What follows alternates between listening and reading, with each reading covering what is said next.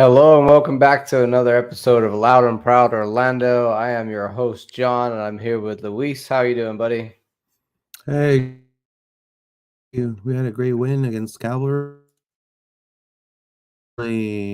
Just cruising through Champions Cup, and now we have the bigger tests are coming, which is the MLS, starting with Montreal, right? Montreal. So excited for what's coming for the Lions. I think the Lions look really good. So hopefully they keep it up, right? You gotta keep that form. But I think they've gotten a great preseason so far, John. Yes, sorry about that. I was started the pod and immediately my internet dropped in and out. We're back. What a great opener. I mean, everything that we wanted to see from the first game, 3-0 victory. We're going to talk a lot more about that, Calvary LC, but we're also going to preview Montreal and maybe talk a few other things as well that are going on around the MLS. First of all, let's get into the Cavalry game. 3-0 win. What a way to start the season. Champions League opener on the road in Canada. An incredible, sight to see. Such a unique stadium, a unique setting for this game. No one's home stadium really has two away sets of away fans. It was something like 14 hours, Luis. I heard from the distance from Calgary to the stadium. So not easy for those guys to come out. It was nice to see some of them there. Obviously, it was great to see our fans there on the TV. Luis, we put out our lineups and they weren't really the lineup that came out wasn't really what we had predicted. There was some surprises in there. I'm going to run you through the lineup really quick and just some of the match facts to remind everybody of everything that went down. So we had Galese, we had we had Smith at left back, we had Janssen, Schlegel, Dagger down at right back. We had Angulo at the left wing. And then in the center, we had Ojeda and Torres on the right wing. Your two DMs of Cartagena, and it was Arujo. And then up top, finally, we had Duncan McGuire starting. So we were surprised by Duncan, obviously, but we'll get more into that later. Going through the game itself, the game first started open out with a goal from Duncan McGuire in the 21st minute. Then Facu came cutting inside on the left foot, made it 2 before in the second half, a beautiful team goal by Facu in the 76th minute to make it 3. Substitutions for this one, we had Nico Ladero coming on for Martin Ojeda in the 62nd minute, and Ramiro Enrique coming on for Duncan in the 67th minute. We had Rafa Santos coming on for Kyle Smith in the 67th minute. Then later in the game, Felipe came on for Cesar in the 80th minute. Jack Lynn coming on for Ivan Angulo in the 80th minute as well. So some minutes for those guys. Overall, just a great win. Great to see us, roll out how we expected from preseason. Luis, let's get deep into this analysis. First thing I want to talk about with you is the turf field. I asked Paula, she's sadly not able to join us tonight, but what she wanted to talk about, and she said how much better we can be when it's not on a stupid, I'll let you fill in the other word, field. Luis, talk about that. Well, I mean, it's a different level of leagues, right? You got Canada Premier League, um, and then you have MLS, right? So they wouldn't be able to play MLS with that pitch. That's number one. So I just like the fact that we were able to get the W in that field. I think it shows that playing in a normal regular size MLS field, we're gonna be able to do our game pretty well. We had them.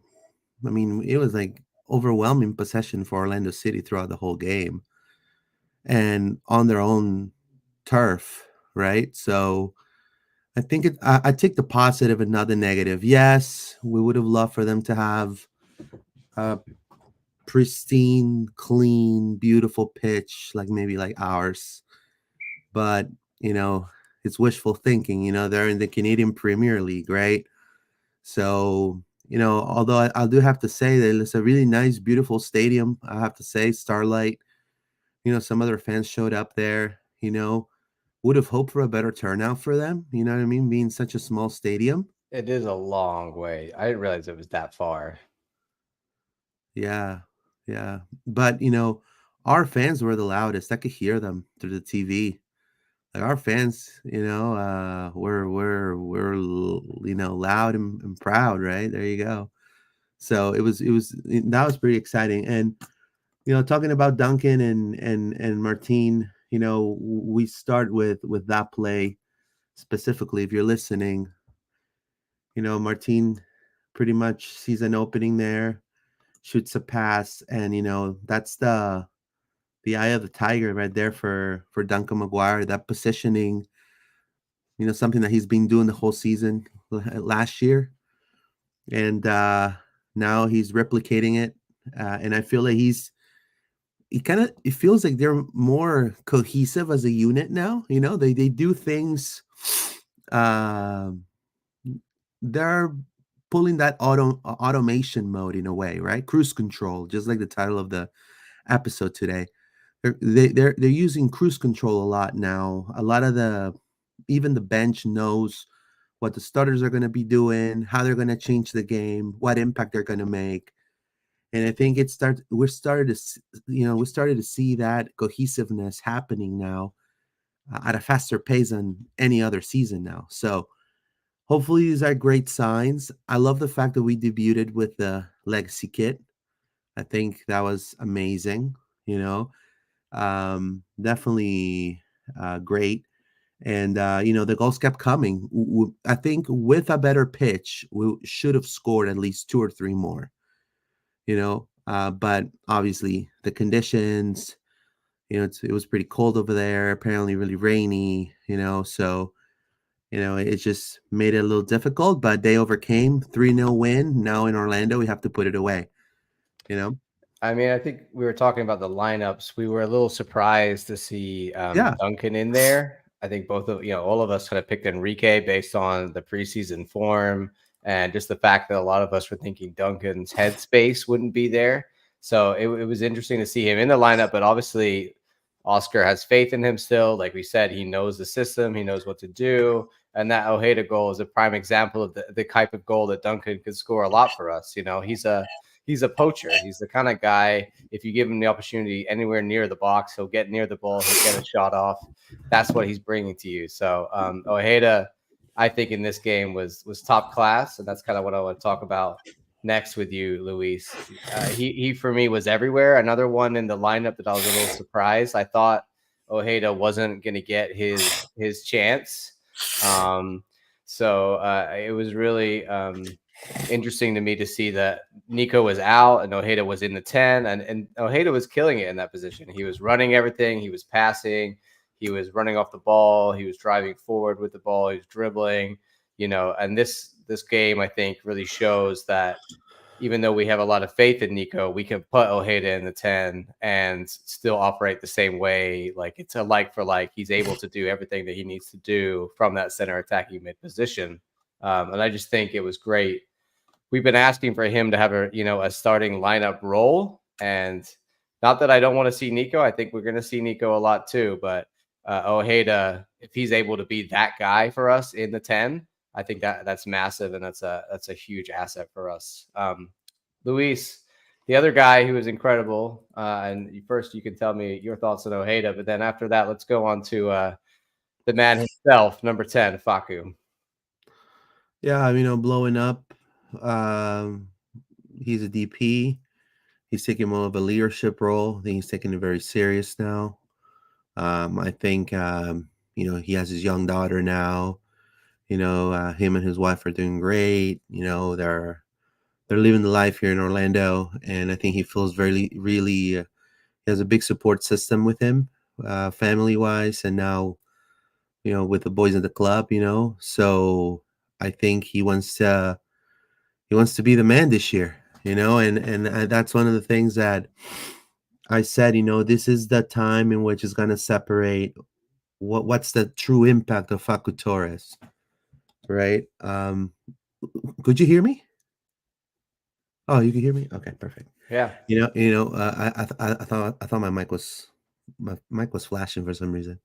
What's going to be the true impact of Facu Torres, right? So, and we started seeing that. We're starting to see, He's being very really dangerous, right?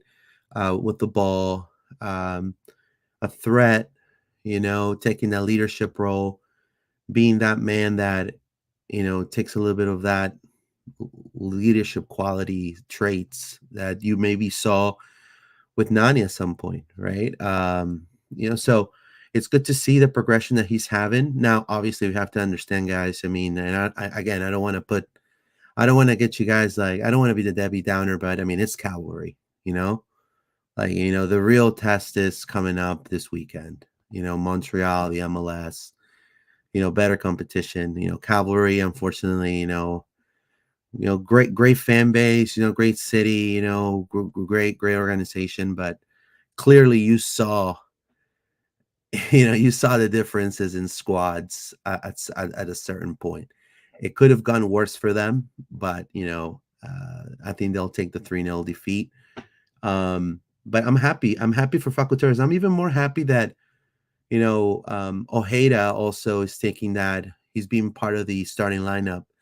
And I like the fact that you could tell Oscar has two systems now.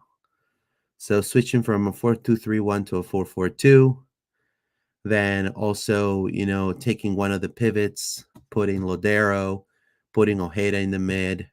I like the fact that we're going to be seeing more of a present Ojeda this season, which we should have seen it last season, but obviously, it took a little while for him to adapt, and Duncan went off.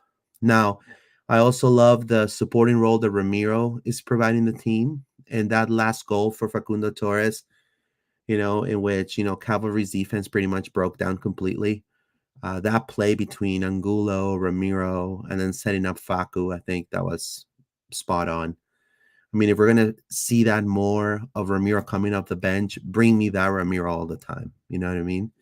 That intensity, Yeah, I thought it was great. that third goal was just a Yeah. beautiful, Yeah. beautiful team goal. I mean, the way they passed it all the way front to back, from Janssen claiming it, which is actually not in the highlight, but I remember it right before.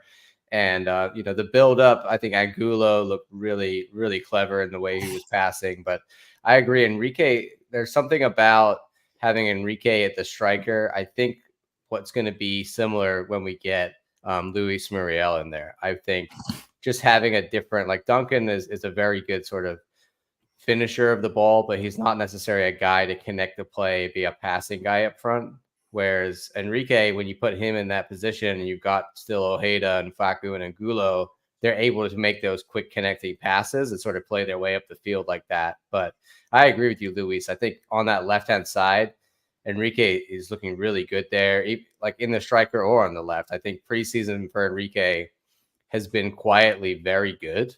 Like we've all been talking about Ojeda and Facu because they've been getting the goals or whatever. But every time I've seen Enrique on the field in preseason and in this game, I think he just looks really sharp. He looks on the ball. I think he really benefited from that time in the Argentine U22s, Luis. It seems to me like he's stepped up his game in the preseason and in the offseason from last year. And he's a guy at 22 years old who could break out this year and become, a DP level kind of player, like not in terms of what we're paying him, but in terms of his output, because he has that potential to really get become a top level, attacking mid or striker, depending on sort of how we use him. The other guy I want to talk about was Dagger Dan, and I love me some Yeah. Dagger Dan. In He the was beginning, it was rough.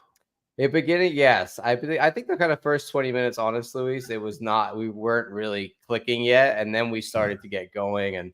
But Dagger, I think, is being asked to do a lot of different things by Oscar. Like we saw him playing almost like the Zinchenko role. Like he was coming inside, filling in that D mid role while like Cesar was able to go a little bit further forward. So he would sit there next to Wilder and we'd kind of turn it into a back three with Kyle Smith coming in to be like a makeshift center back as well. So he was doing that, but also Dagger was getting up on the right-hand side. Like he had a good moment where he got up there and put in a good cross. He does have some defensive lapses. I'll happily say that. But I think what he brings you attacking wise is just so many different options for how Oscar wants to use him. I think that he's able to allow Oscar to change the formation Something that Wilder, I don't know if you noticed this, Luis, but he did that later when we had Santos on, and Santos was like, we kind of switched it to the other side. Santos was going high up the field. You notice that Wilder was kind of dropping into that center back position and covering instead of like where Kyle Smith was before, to kind of give you a back three, which I found really interesting. Yeah, I mean, honestly, the options that Oscar has now are endless, right? So I feel like it's fantastic to see, and not only that, the way Dagerdan is easily connecting with all the teammates.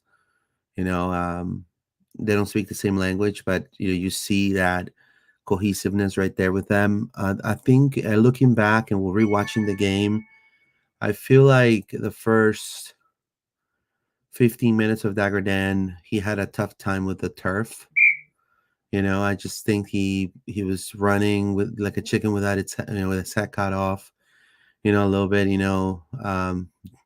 Seems like he was really losing the ball a lot, and that their wings for Calvary were causing some damage of the counter. But he recomposed and he had a phenomenal job after that, connecting with everybody else. So, and on the, I will say, second goal, on the first goal for Faku, if you see how the ball rebounds on the floor, that's the actual turf for you.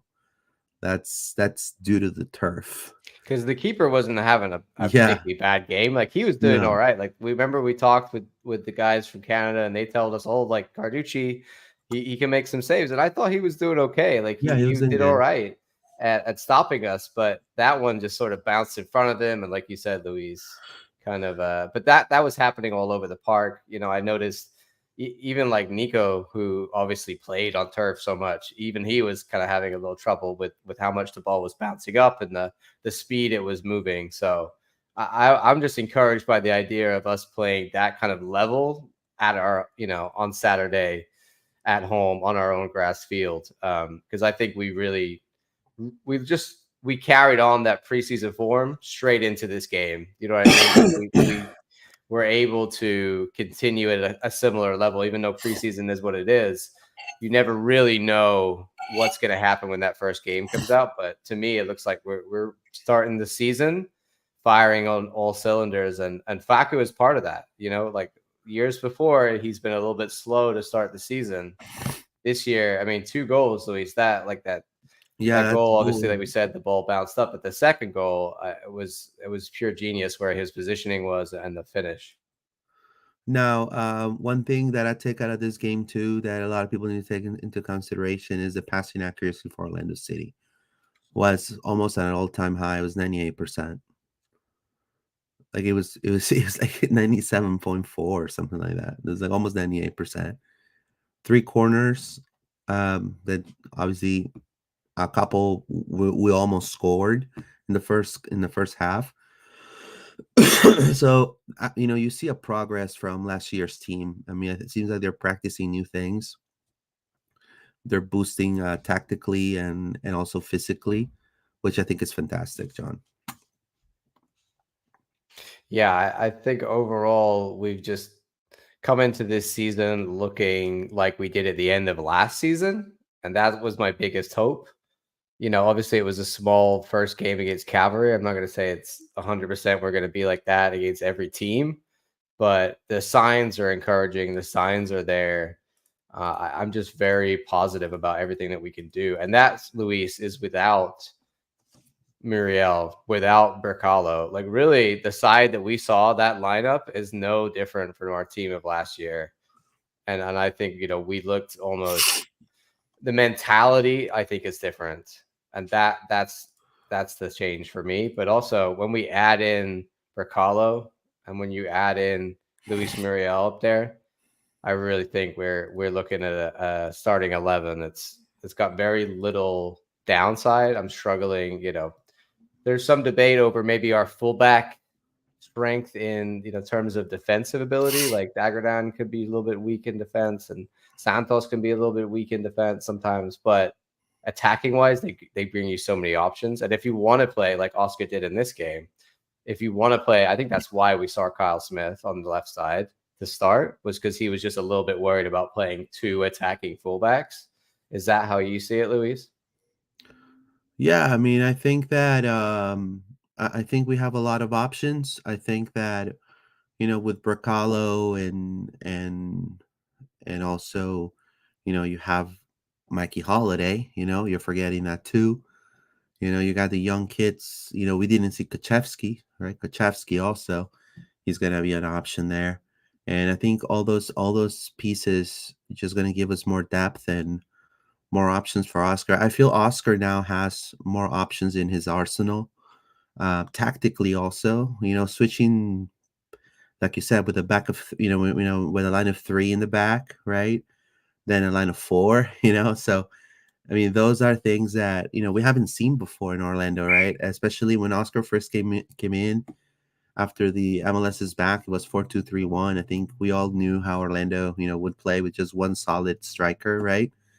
But now I think we're seeing because of the players that we have and how good they're meshing well together, we're seeing a much more of a different arsenal offensively and defensively.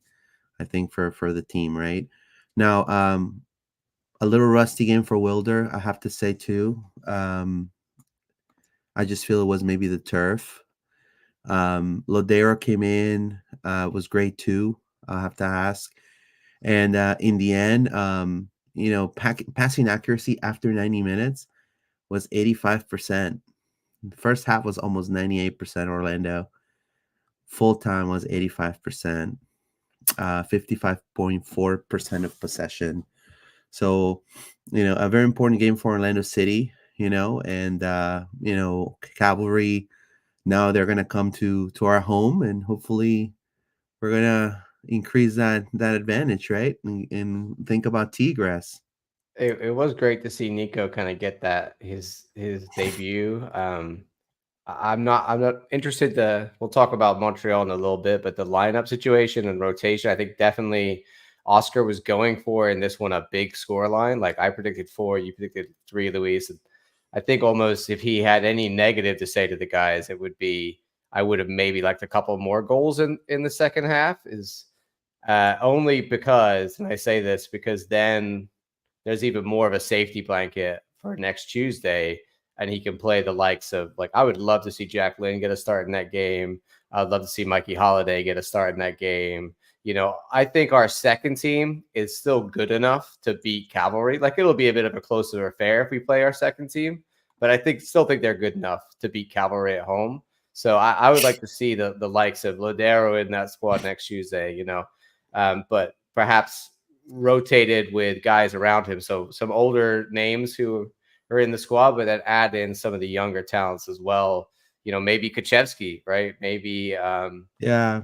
So Maybe even another center back, like maybe Salim. Like who knows? He maybe might even go that Bracalo, just far, put him right? Like in. Bercalo. I'm thinking maybe Muriel and Bercalo for the weekend, but like I said, we'll talk a little bit more about that when we get onto Montreal in a minute. Was there any other thoughts, Luis, you had on Cavalry before we go through the comments? Paula's got a few thoughts for us, mainly what we talked about. She was just talking about the turf, but she does mention the fact that we, without Maori being there, we didn't look like we missed a step, which I agree. I think the creative force that Ojeda was providing was really good, and then obviously Nico comes in and he could do that job anyway. That's right. No, no, I agree. I mean, look, Cavalry, a good team, great fan base, but I feel like we're a little. It reminded me of like a League One team, like very physical, very They got a lot of tall sloppy, guys that go for set pieces. right? Sloppy marking, a little overly physical. Also I feel like the ref let them hate you a little bit in a way. He let He let some of some their stuff fouls. go. Right. Kyle So checked that one guy. No. yeah, and but I agree with you that we should maybe put the young kids to play and put Jacqueline. But look, I've seen this many times. I'm a little bit of a I want the prey to be completely dead and put down first. Let me score 2 goals. Oh, I mean, look, if I want to give them one more goal, because with one more goal they have to score more than us, right? And then I'll make the changes because this is soccer. I remember. I don't know if you remember when Sheriff played against Real Madrid in Champions League. Sheriff, this small team from far of East Oh yeah, Europe, yeah, yeah. Okay, right? I know what you're talking And they about. beat Real Madrid, right? So you never know. I think we should put them out first and then make the changes. That's just my opinion. But I, yeah, I I would love see to where you're see. coming from. Yeah, I think we have our guest in. Hello. Hey, Hey, Elias, how are you? alrighty. Good, good. Thank you for having me. Welcome, Elias, and let's bring us nicely on to our next section. We're going to be talking Montreal with Elias from The Ball is Round Montreal. Did I say that right? Yep, you did. Tell us, Elias. Welcome, first of all. How are you? Not too bad. Excited finally for some competitive action or just to see this team at all because we don't really get to watch preseason games in Montreal. So You don't have any preseason you've seen at we all, got then? one that was broadcast, and it was because Atlanta broadcasts their preseason games. Other than that, everything is closed doors, or you got to be there in person to watch it. It's not broadcast. So Wow. So that's is that like a policy of the club or? seems like it. Okay. It's been like that for as long as I can remember, and it's We unfortunately become saw something a that little we're bit of our used to. preseason. We had a game against Flamingo broadcast and some other things, so it's not been too bad for us. First of all, Elias, if you could kick us off kind of with Montreal last season and your quick thoughts on the team last year and maybe what went wrong perhaps for you guys and not Jeez, so right. how much time do you have? I No, said look, quick. I said quick. look. They got off to a rough start, and they kind of recovered, but never properly. They got hit with the injury bug almost immediately, and from a personnel standpoint, they were just playing catch up for the rest of the season, and that kind of hurt. First time coach trying to implement his vision and his style of play when you're constantly rotating the squad and relying on rotational players and younger players that you may not have maybe begun the season anticipating you'd be relying that much on. That hurts, and yeah, they did recover to kind of put themselves in a playoff contention, but you could tell that they never really found their footing in a consistent way. And that hurts. And when you can't develop your identity and your style of play, then all of a sudden, you don't do that well on the road. They were the third worst team on the road in MLS, and the two other teams that were worse than them were historically bad all around, right? Montreal was quite good at home, but there's only so much that a home crowd can carry you in terms of playoff contention. So, yeah, last year they just started behind the 8 ball and they never really found any kind of rhythm. Yeah. And just But this Murphy's law, year, one thing after the other. one thing after the other. This year, though, you guys have been doing some things in off season. So tell Yeah. us a little bit about what you've been doing in the off season. The main storylines being a couple players that we want to talk about, but I'm sure you know who we want to talk about. Well, yeah, there's probably one guy that you Who's guys will that? probably end up missing out on. Yeah. Look, they had 2 years ago, they brought in Alistair Johnston, who I still think at that point was probably the best on-ball defender in the league. And him leaving leaves a massive gap at right back. And someone like Aaron Herrera, who does have that profile, um, you know, he had the injury bug as well because everybody did at some point this season. And he never really found his footing either. And when you take up, almost $750,000 in salary, sporting director Olivana kind of looked at it and said, I can find a way to maybe get two fullbacks for the price of one. And that's what he did. He brought in Raheem Edwards, he brought in Ruan, and that, the left back position was always kind of a sore spot. They haven't had a proper left back since Bakary Sagna like 6 or 7 years ago. So, bringing someone like Raheem Edwards, bring someone like Ruan, it adds a lot of pace. It adds a lot of, people that are very comfortable going forward, people that love to get forward, get in advance to the positions. And yeah, look, I mean, for the price of Raheem Edwards and one, and he ended up saving like $50,000 in GAM, or in salary. Sorry. So I think that ultimately someone like Ruan did fit the profile they were looking for. And now that they do have a decent amount of depth in those wingback positions that are so important for playing a three back. Yeah, you guys are gonna probably play a similar system to the Crew, right? Is what you imagine under I would imagine, Courtois. yeah, Is that what you've seen in preseason? A five back almost, or a three back with Huan exactly. on one wing and Edwards on the other Let's as do wing the backs? lineup for him. Yeah, Let's we'll go see. on to that so you can kind of Yeah, see like talking about the everybody. midfield composition still seems pretty fluid, whether they'll play with, a double pivot, whether they'll have Victor Wanyama as like, a lone six and have maybe two eights or an 8 and a 10 or something like that. But the one mainstay that you can guarantee is that there'll be three backs, there'll be three central defenders. He's been very clear about that. There'll be two wing backs. And, he's been with, Nathan Saliba, who was a very up and coming, promising eight. He's not 100% fit now, which means that we could see just a regular double pivot and then two, like a proper 10, like Dominic Yankov, who they just brought in from Bulgaria, and Matthias Kokoro or Mahala Poku, who are kind of like these 10-9 hybrids almost, not necessarily a false nine, but they are pretty fluid in where they can play. And that front three, which is, very fluid, which is something that, Columbus loves to play. And Laurent Courtois, he ran his MLS Next Pro team very similar to the way that Wilfried Nancy ran his first team. So we can see a lot of fluidity, a lot of interchangeable positions, and kind of once you get into that final third, you go where the space is. And I think that that was kind of reflected in the players that they brought in, who are all, including Joseph Martinez, who I'm sure we'll talk about later, who are all very good, but can play a number of different positions going forward and aren't just, shoehorned as like this guy can only operate in this spot. So I think that, the way you've got it drawn up right now is probably the closest, it is probably pretty So we're accurate. talking three center backs, two wing backs, probably a Yeah. couple D mids, and a center attacking mid, and two strikers. Yeah, Right. so whether it's, a proper attacking mid and two strikers, whether it's, a striker and then, two players playing off him in the half spaces, there is going to be a lot of fluidity there, and that is what we saw in the one game against Atlanta that we did get to watch, and what he's talked about.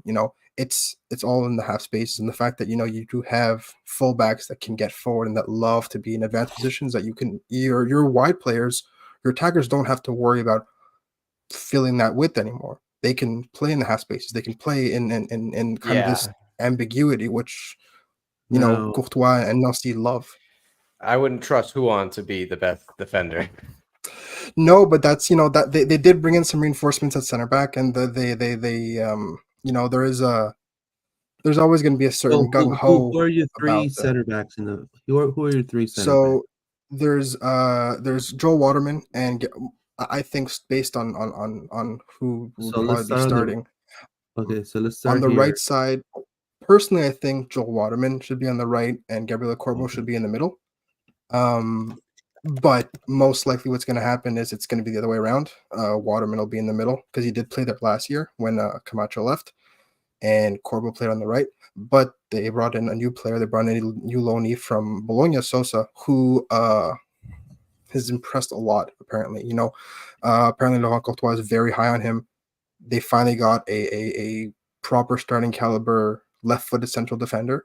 There's already a couple on the team, but they are projects. They're still very young. One is Randall Alvarez, who went with the national team to the with the Colombian national team to Olympic qualifiers. So I think that Sosa will probably be the left-sided center back, which is something that they haven't had since Kamal Miller left.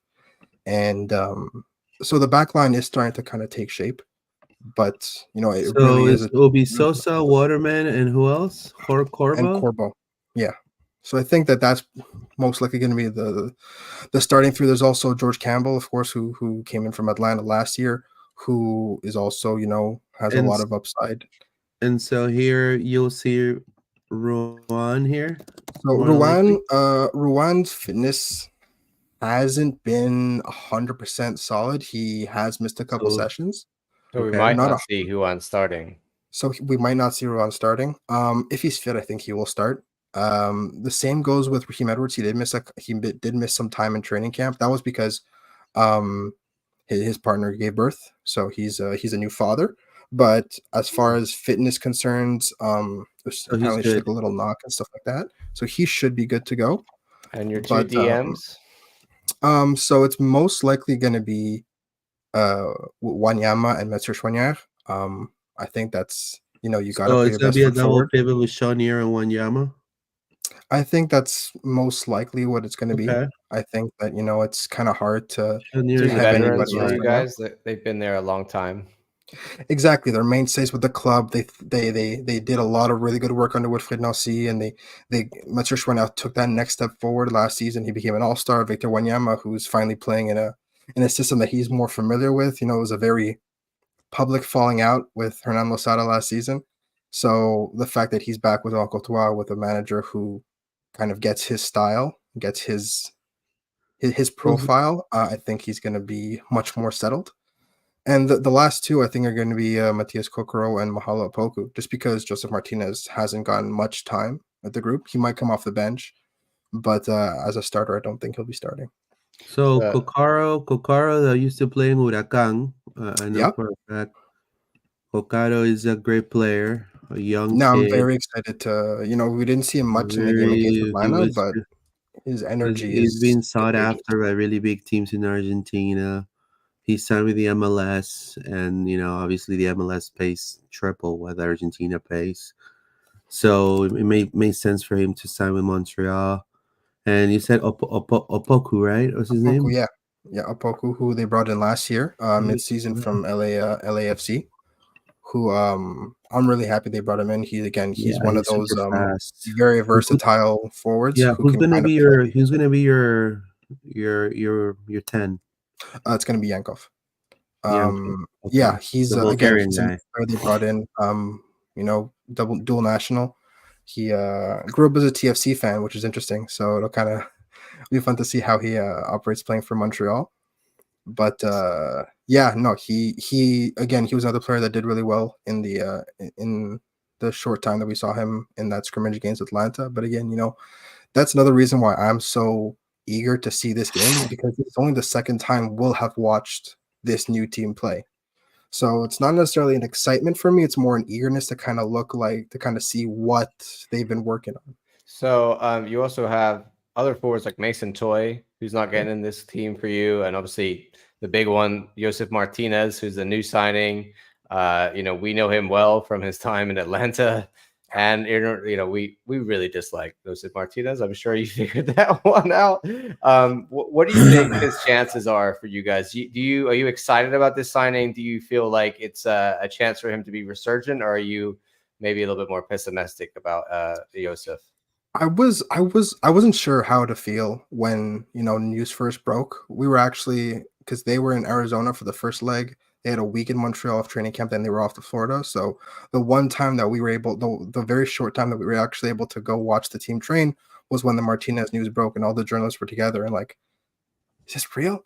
And I didn't know I didn't know how I felt about it at first, but the more I thought about it, and we got to speak to him with the media.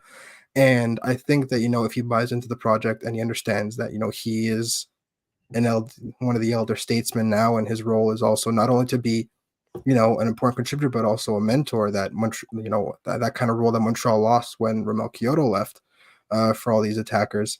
I think that, he could be a really good addition, especially if they don't have to spend, upwards of $1 million a year to bring him on. I think he could be very important. And even if he's not a starter, just having someone like him off the bench, um, that's not a bad thing. Do you have any Well, concerns about his like locker room? There's just been reports in the past of him causing drama. Are you concerned about that a little? I mean, I'm not in the locker room. I can't really say. I know for a fact that this locker room has been a pretty, even last year when things weren't going great from a player's interaction standpoint, the locker room's always been a relatively healthy, not always, but it's been a relatively healthy environment for the last couple of years. And I think that maybe hopefully that rubs off on him, and hopefully it's all smiles. Again, we'll see. Like when the going gets tougher, they've got 6 games on the road, and they had an entire training camp on the road. So there's going to be a lot of team bonding opportunities. So hopefully that leads to no problems and stuff like that. But again, you never really can tell over the course of a season. I'm a little concerned about Martinez, believe it or not, and I'll say why. Because he's going from the glitz and glamour of Miami and being told you're not good enough. Being shipped to Montreal. He doesn't speak French. Out of his comfort zone. Kind of reminds me of when he first arrived to Atlanta, in a way. And he had something to prove. And then the qualifiers for South America are coming. So he wants to truly work now. Because in Miami, he really wasn't. And he felt that maybe, Messi's coming. I'm going to stay with him and I'm going to be friends with him. And it didn't pan out the way he wanted to. So now he's thinking about him now in a way. And I think that's a little dangerous with a player like him. He could go off. And I think the 3 that they have up front are pretty heavy. Kokaro, who was a kid in Argentina, scored plenty of goals, a huge future. Opoku of the bench, always been a threat when he played also in LA. And now with Martinez there, lingering around, I think that for what they got him, I think that's great. Now, is Martinez going to generate goals himself?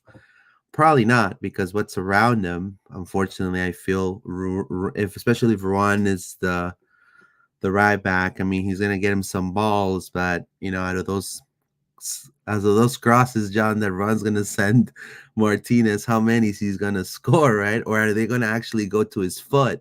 Or they're going to go to the bleachers. I want to say we're not trying to bag on Montreal. We know a lot about these players, and we've seen their flaws. We've seen Ruan very serious. Ruan is great, I think, for the middle third of the pitch. He's not a great defender, and he's not so great in the final third. He often doesn't make that cross well, or doesn't make the right decision in the final third. So we used to get very frustrated by him. But his ability to carry the ball up the right side of the field, perfect, very, very top level at that. So if you can get, if Courtois can get Ruan to be able to put a final ball in, the right pass in to guys like Kokoro and Opoku, then yes, he can be a top right wing back again. Top it's just player. A question of, we saw in DC, and that might have been just because it was DC, that it didn't work out for him. So now it's a little bit is Ruan going to make the step up again, or is he going to kind of fade into the distance, if that makes sense? For us, at times, he was really good as a right back, and at other times he was glaringly bad. So he can be a mixed bag. I feel it's an upgrade getting those 3, Opoku, Kokaro, and Joseph, for I'm sorry, but Romel Kyoto. I mean, great guy, but super dirty player. You know what I mean? Super. A great 9. It's just, I think it's a step up what y'all got in the attacking third. So we'll see what happens. I think it's gonna be a fantastic game. It's gonna be a huge test for Orlando. So, we gotta. I definitely think Montreal done good things this offseason. I think, great move by getting the coach in. I think, like we said, the squad has been improvement. If you look at your neighbors in Canada, Toronto apparently did nothing. You guys have done all the right things. Vancouver's already, they had a really good offseason last year. They set themselves up really well. They made the playoffs. They won the Canadian Championship. They were by far the best team in Canada. So they kind of just have to build on that. At the end of the day, you Toronto being your biggest rival, you always enjoy when you are in a better spot. But at the end of the day, a healthy rivalry is only as healthy as the competition between the 2 teams, right? And if Toronto are perennial basement dwellers, then beating them in Canadian Classic is fun, but at some point it'll lose the energy, the animosity kind of starts to die down if it becomes too one-sided. So I was kind of hoping that Toronto maybe made some more moves. They brought in a defender from the championship, if I'm not mistaken, who could be pretty interesting. An Irish defender, I forget his name, but you know, the Canadian landscape is a bit in a weird spot right now. I think Montreal is in a very good spot to contend for the Canadian Championship, which is also a way into Champions League. Which is, I know that was their biggest goal of the year, is to find themselves in a position where they could, play some high level games and get some high level experience, and not just kind of be there, but also compete. And I don't think they're expecting to go for it all this year. I think just making the I think playoffs is. of the three Canadian teams, Montreal could well be the better. Like you said, Vancouver got their stuff together at the moment. They seem like they're doing okay. Yeah. You guys, I think, should have a big resurgence and should be looking at like a On seventh, paper, eighth yeah. sort of, right? Like you should be. Well, It's the going to East be is so hard. tough this year. The East is Agreed. so Like good this we're year. up there, but Yeah. if you're not up there, it's so hard to be Exactly. in Like that honestly, I think conversation. last year's Montreal, with all the problems, still would have made the playoffs in the West with just the gulf I in Yeah. quality. agree. But I And see you as like much Montreal, better than a lot of the other teams that are yeah, like fighting to get I in the think of playoffs. the rest, like I think that top six is pretty impregnable, where it's just so condensed. But after that, Montreal's in a decent position for that, that 8, 9, like at the very least making the play in, and maybe even, who knows, finding their way to get an upset in that first round, but at the very least getting in the play. And I think that on paper, with the moves they made and the way that they're going to be playing, I think that they put themselves in a really good spot for that. Now it just, you have to physically do it, right? That's, putting together a nice team is great and all, but now you Yeah, gotta show up. definitely. We're gonna go through the Orlando City lineup for you for a minute, so Yeah. you can, and if you have any questions for us about our team or what we expect, and then we'll kind of end that off with the final scores before we let you go there, Elias. Luis, Pedro Galese in goal. I think there's no debate Yeah, on for that one. sure. Galese comes the first Who's your time. back four, Luis? So I think we're gonna see Schlegel, Jansen, Santos. I don't think we're gonna see Kyle.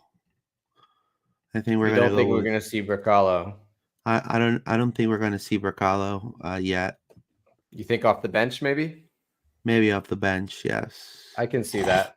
If Oscar wants stability, he'll keep Schlegel in there. If we want to, we got a new center back. I don't know if you know Elias, but David Bracalo we signed over from Viking, and he looks like a really top level center back, but we haven't seen him training as much or playing as much with the team. So there's some debate about, like, he didn't travel up to Calvary that we just played them It's a last long night. trip too, right? You're going across the Yes, continent, so exactly. that's the So only thing maybe we'll Montreal see can kind of be him. banking on, is the fact that that's a long travel. It's a midweek game that, tired legs and rotation.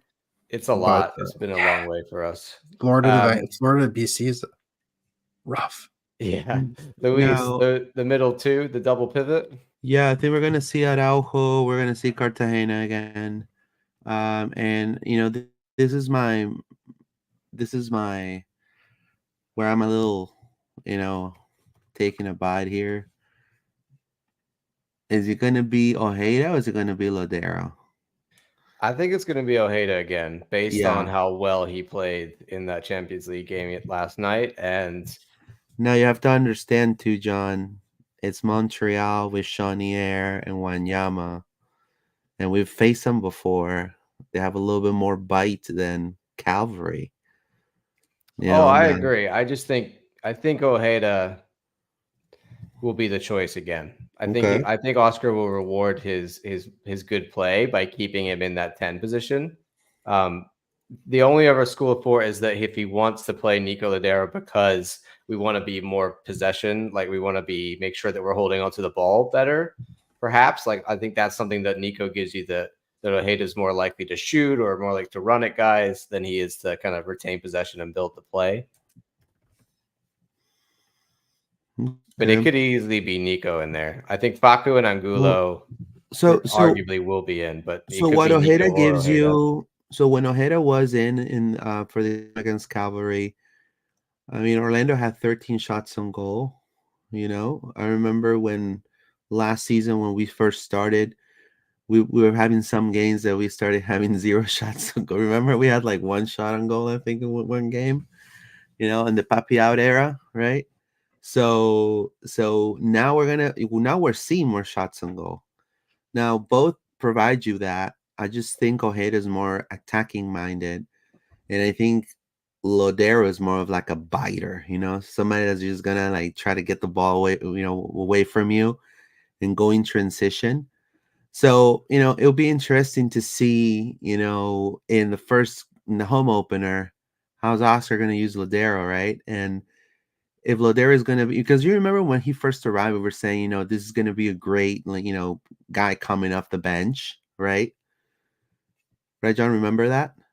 And Yeah, then when definitely. we saw him playing preseason, and we're like, yo, he's starting, he's fit, he's great, you know. So maybe that was it all along too, So I think I'll keep it with Ojeda. I think I keep it with Ojeda. I think he did great. I agree with you, John. There. Now, Yeah. striker. Are we going to see Muriel, or are we ready Oh, to see What Dunk? was your guys' reaction to Muriel? Because uh, I love Luis Muriel.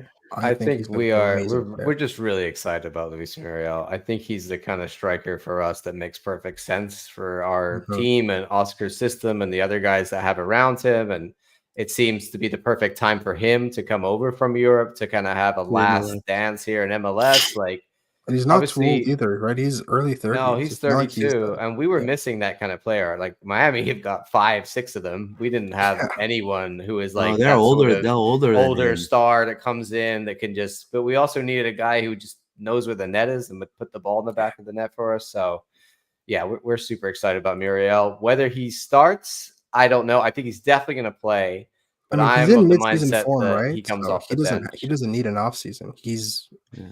coming out from he's been in the season, right? He So plays training with OCB this week. Well, he didn't go to Canada, Yeah, he but didn't go to he has been Canada. training with I'm the not second surprised team. by that. Yeah. I feel, John, just like you said, I think it's going to be Duncan McGuire. I think Duncan will start and Luis Muriel will And come off the Luis is bench. going to have, yeah. And I mean, he scored already, Duncan, so it's sort of like if there was question marks, he's the guy, like, and then when we see him when he's hot, he's hot. So Oscar might say, I'll reward you and start you again. yeah, so this is going to be Orlando City's lineup, for projected lineup for game against Montreal. You have Galicia up top. You have Santos. No, sorry. You have Dagerdan, Schlegel, Jansen, Santos. You have Araujo, Cartagena, and then you have Ojeda right as your number 10 on your right wing, Facundo Torres, left wing, Ivan Angulo, and then right up top, the Helen of the Heartland, Duncan McGuire. I think there's debate around Bercalo over Schlegel, Ojeda or Lodero, Duncan Right. or Muriel. Though those are the arguments, And I would those are good see. problems to have, No, John, in a exactly. way. Like, but that's our 3 new players vying for spots that we think they should have with our 3 existing players in those spots. So it's a good problem to have right now for us at the club. We're blessed with attacking options. Yeah, so I think this is gonna be it. You know, yeah, I'm excited. I'm excited, and hopefully Explorer sold out. Sorry, Exploria. Sorry, Interco Stadium. I'm We used just to call it saying. Orlando City Stadium. We don't say that name. We're gonna go on to our final scores. Elias, as the guest, we'll let you go first. What do you think on this one?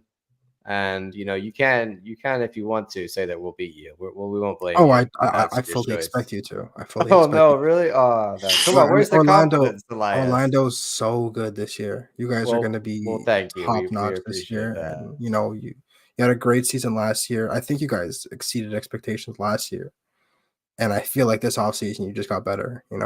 So I think that I mean I'm expecting a pretty high scoring game just based on the way that Ahon Couture wants to play. I think that 6 away games in a row, he's kind of just going to say screw it. Maybe some of these games are just going to be extra preseason games and just keep on working on stuff. And I mean, Columbus loves a wide open game. They love free flowing, lots of goals. I think it's going to be like 4-2 for Orlando. I think there's going to be a lot of goals. I think that, we'll see how Montreal operates in that kind of space with that kind of room. I mean, we know that your attack is more than powerful enough to take advantage of the space that sometimes Montreal does leave behind. So I think 4-2 is what I'm looking at. I think it's interesting that you say that you're comfortable with that, and I would think that's a great sort of fan mentality to have for Montreal this year. Is like you've got a new coach that's learned from Wilfred Nancy, who knows his style. So sort of just if you're attacking and you're going all out for these games at the beginning of the season and you lose some, the mentality is that you're building something that in the Yeah. future you're going to end up in closer to what Columbus looked like. So I think that's great mentality by you. And yeah, I agree. I think it could be fairly open. I think with the way that you guys play with your, wing backs, leaving a lot of space on the wings and transitional play, that we are extremely dangerous. That could cause a problem. Luis, your final score. Actually, sorry, Elias. Who's scoring the goals in that 4-2? Ooh, God, Facundo That's a lot Torres of is goals. so That's good. 6 goals. You gotta give Yeah, us. Facundo Torres is so good. I think he's getting at least one. Um, you know, after that, it could be anyone else that you've got going forward. I What think that about for you Martin guys? Who's Ojeda. getting the 2? I think Dominic Yankov is getting one. He he looks like one of those players that's very opportunistic. He could just kind of snatch a goal out of nowhere. His positioning is very good, and he kind of just has a nose for goal. And if he's allowed to get forward, he'll probably find himself in a good spot. And I'm gonna go off the board and say Mathieu Choinière, just because leading scorer last year. Continue the trend. Why not? You love a kind of that. He seems to be like Fournier is that guy at your club that Yeah, everybody just Chenier is a loves. pain in the He's butt like your too. Jansen, right? He's homegrown. He's been part of the academy system since he was like 10. In Quebec and in French, we have an expression called "un bon gars de site." It's a good homegrown guy, and no matter what sport, be it hockey, football, soccer, anything, we love homegrown talent. And having homegrown talent elevated to the level of an all-star, that's probably going to end up with the captain's badge at some point. Uh, cannot root for him. Luis, for you, what's your score and the goals? Where are they coming from? Well, I think this is going to be a 2-0 Orlando win. It's going to be a Nicolodero goal, and probably first half Martin Ojeda goal. Yeah, 2-0. 2-0. And then we have I'm to going to travel go to. a few more goals. I'm going to go 3-1 to Okay. us. I think Montreal have got enough about them to get one. And I think that we're looking at Baku, Ojeda, and Muriel. That's my 3. I said Muriel for the last game, and he didn't even go. So I wouldn't listen to me. All righty. Do you have any other thoughts for us, Luis, or any other questions you want to ask Elias? Or Elias, do you have any questions that you want to ask us? I'd love to know where you guys see Orlando finishing, because I rate them really highly, and I want to know from your guys' perspective, what's a good Orlando finishing spot for them this year? Well, for me, I think we have to put another piece of silver in the shelf. Yeah. Especially in the year of Messi, and also to know that is the last year of Luis Suarez playing the sport. Probably. So if Orlando just gets the chance to ruin that party, you will be definitely content, because I already have rumors from Argentina brewing that Luis Suarez is about to call it quits if they don't qualify for playoffs, or they, yeah, I'm serious. If they don't qualify for playoffs, and if they don't make a push in the playoffs, they get eliminated, he's retiring. Like the dude's like having a tough time playing here Yeah, he's with a not I mean, healthy. he has to He- inject his knees there He's again. never Can't be healthy. fun. Yeah. So I think Orlando has a huge opportunity to either get Leagues Cup, MLS, Supporter Shield, Champions Cup, but I think that silverware trophy needs to grow a little more. I think this year is a great year to do so. Now, what would I would like personally? Supporter Shield, and MLS Cup, obviously. But it would be in a perfect world, Supporter Shield and MLS Cup will be great. But either or to me, I think it would be fantastic. The first MLS Cup will be amazing. I think it'll be celebrated by not only soccer fans in Orlando. I mean, it'll be the first major, aside of the U.S. Open Cup, it'll be the second major trophy ever won by the city of Orlando Yeah, in it's any true. sport. We're not a massive market, Yeah, so anytime we're up there in the conversation I with these mean, other outside teams. hockey, right? Montreal's not that much bigger, you know? Right. It's yeah, so when we're up there, like Luis says, we gotta have this, like, this is our time to take Yeah. a trophy. Like if you look at Philly or other teams that have been up New there in the York. last, like New York, the Revs were kind of up there at one point, and you don't take your time at the top and you don't Mhm. actually win anything, you can fall back down pretty quickly. So for us, I think any kind of piece of silverware, but I agree with Luis. I think supporter shield is most likely. I think we've got such a deep squad, and if we play well throughout the year, whereas Miami are built for a quick run like the Champions League or Leagues Cup. It's different squads, but I think for us the benchmark of this year is some kind of piece of silverware is what we're expecting. Yeah, that's Alrighty, it. well, we're gonna sign off here, guys, because it's been almost an hour now, and we've pretty much talked everything about Cavalry, everything about Montreal. So I want to thank Elias for coming on and Thanks telling so much us for all having me, about, guys. and best of luck to you and your team for You too. Saturday. Yeah, it's gonna be fun.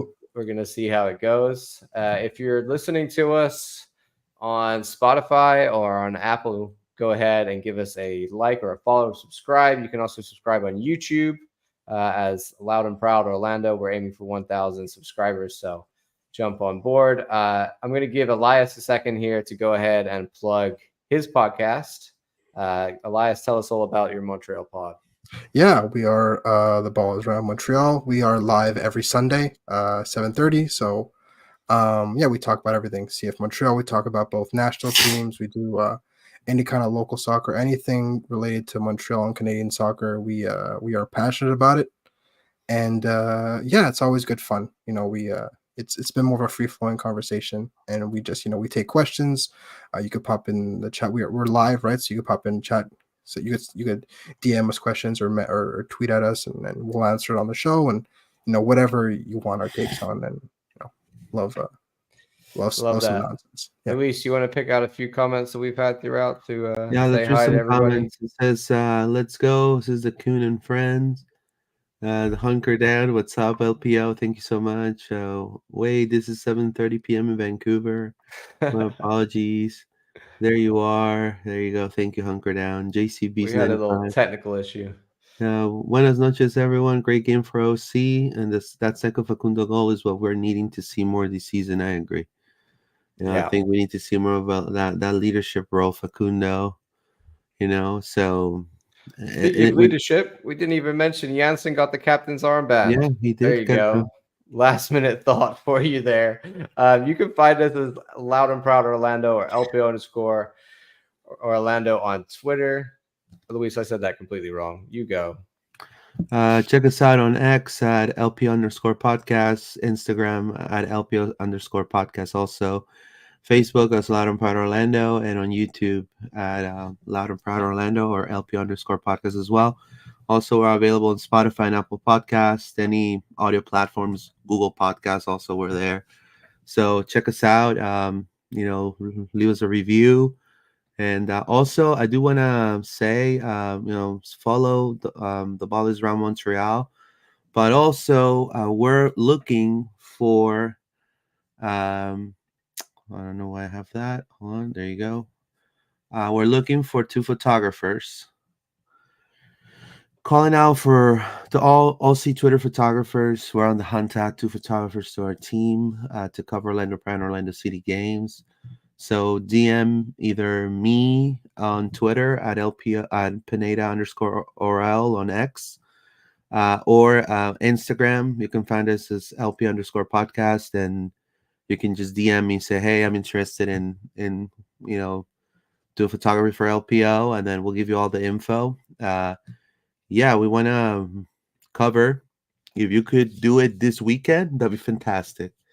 You know, It's a great opportunity if you're an aspiring photographer. You get to go on the field and get pictures of the players, in action and doing all that stuff. So, and then we get to use that and promote you on social and use your images and your video. So, if you're interested, let us know. We are looking for someone to help us out. Alrighty, well, thank you everybody for being here. And I want to say one last thing, which is Vamos Orlando. Vamos Orlando, guys. Have a good one.